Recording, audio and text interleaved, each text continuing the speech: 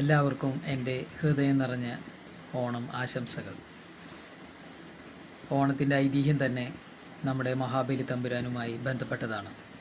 അദ്ദേഹം വാമനന് ഒരു വാക്ക് കൊടുക്കുകയും ആ വാക്ക് പാലിക്കാനായി ഭൂമിയിലേക്ക് ചവിട്ടി താഴ്ത്തിയതുമായ കഥയാണ് ഇതിന് ആധാരം.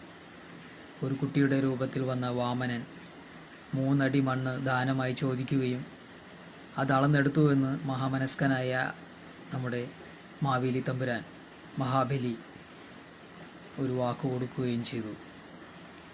ഭീമാകാരനമായ രൂപമെടുക്കുകയും അതിനുശേഷം വാമനൻ 2 അടി അളന്നപ്പോൾ എല്ലാം കഴിഞ്ഞു, ഭൂമിയും പാതാളവും എല്ലാം.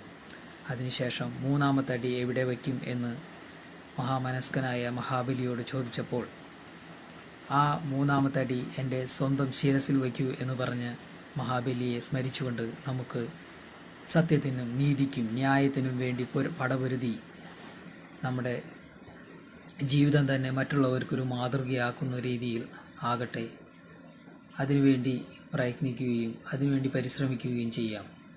എല്ലാവർക്കും ഹൃദയം നിറഞ്ഞ ഓണം ആശംസകൾ.